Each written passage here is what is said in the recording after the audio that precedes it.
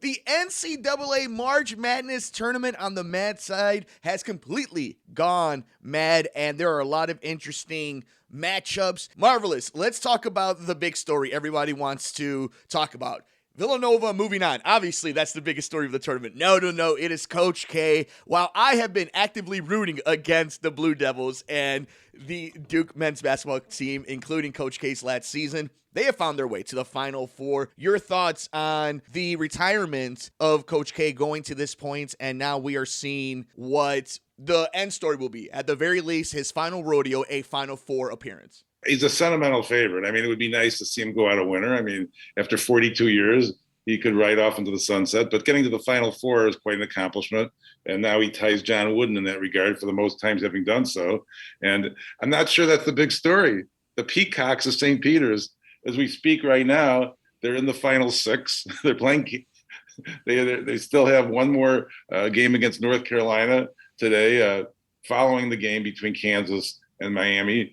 So when on Monday we'll know who the Final Four is, but Villanova's in, Duke's in, and the money would be on the North Carolina and Kansas, obviously, to complete the Final Four. But the Peacocks and the Hurricanes might have something to say about that. And the Hurricanes coming back home with 6th-year senior Charlie Moore. Oh my God!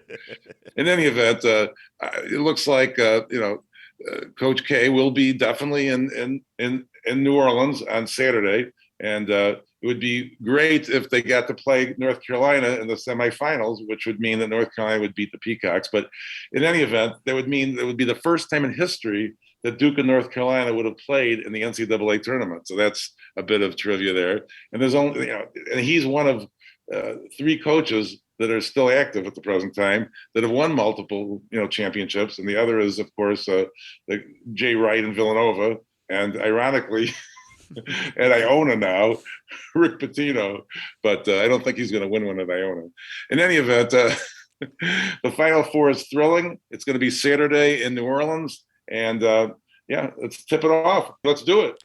I'm interested. You talked about the transfer portal, especially with a lot of these teams heading into the Final Four. I want to see what the local schools are able to do with the transfer portal. It's going to be a little different because we're not in the COVID era like we were the last few years. But again, if you could somewhat take advantage of it and get some of these student athletes that are more the athlete part of it, they're going to make a career of being a basketball player on the college ranks, maybe not necessarily in the D League overseas or in the NBA. You got to find a way to take advantage of that. And we're seeing it in this tournament right now. And I think Coach K has kind of been the arbiter of that becoming mainstream. I think this is something that, I joke a lot about Coach K and I give him a lot of grief. But he is the one that decides whether it's okay or not of what the next era of what we let slide, what we think is kosher, what we think is, even if it's under the table, what we accept as, okay, that's just part of the rules. Coach K is that dude. And Coach K has kind of embraced it. And it wasn't until he embraced it that he was able to finally compete on the level that he is now. So I'm interested to see how we look back at Coach K. I think no matter what happens, whether he wins the whole thing and his Blue Devils ride off into the sunset with a national championship, or it ends here. Maybe it's somebody else's Cinderella story. This whole tournament has now become about Coach K, and if that's the case, I think it's going to be fascinating beyond just the pedestal we're going to put him on, rightfully so, as a coach. But are we going to talk about all the other things that he did, good or bad, and how we're going to put a spotlight on him? Thinking back, tournament's not over yet, but we know the story's going to be about Coach K. How do you think we're going to remember him, both good and bad, for the long term when it comes to talking about the coach? When you look about Coach K's career, he's overcome the fact that his mentor was Bobby Knight. He's fair. The anti-Bobby Knight.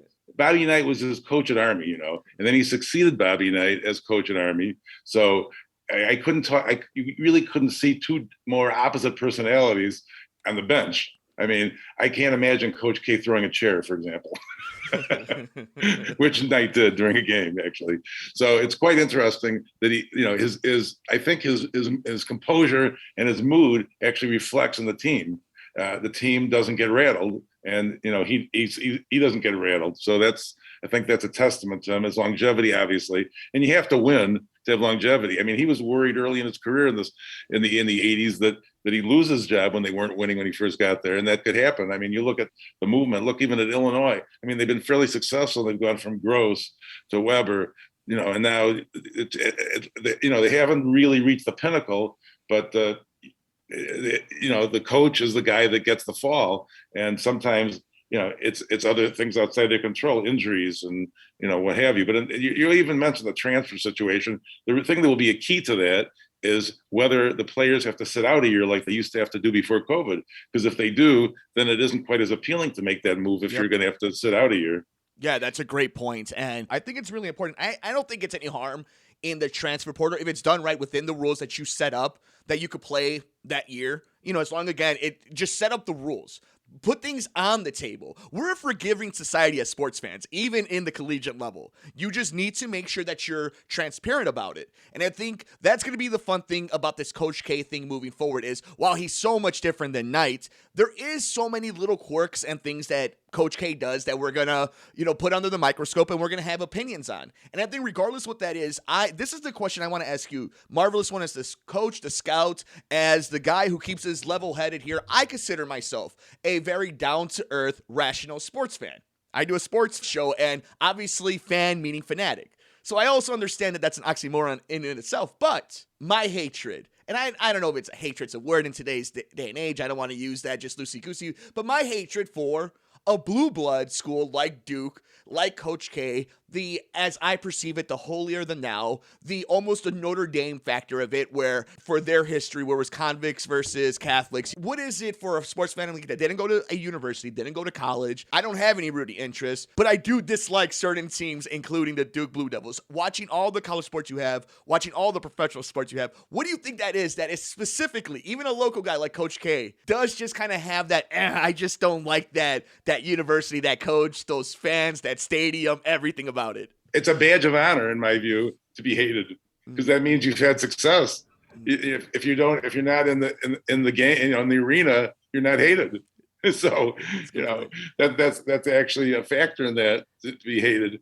If you were a loser and you were stepped on and crushed, there'd be nothing to hate. And it is now official. We have our Final Four in the NCAA men's tournament. In one side, it will be the number 1 seed Kansas Jayhawks, the number 2 seed Villanova Wildcats, and on the other side, for the first time in history, in one of the most storied rivalries in all of sports, in Coach K's final season, it will be the number 2 Duke Blue Devils versus the 8th seed North Carolina Tar Heels in New Orleans. The winners will head to Monday night for a chance at the national championship. We want to know your thoughts. How does this end for Coach K? Does it end in the Final Four? Does UNC have one more upset in them? One more time to break the hearts of their rivals and own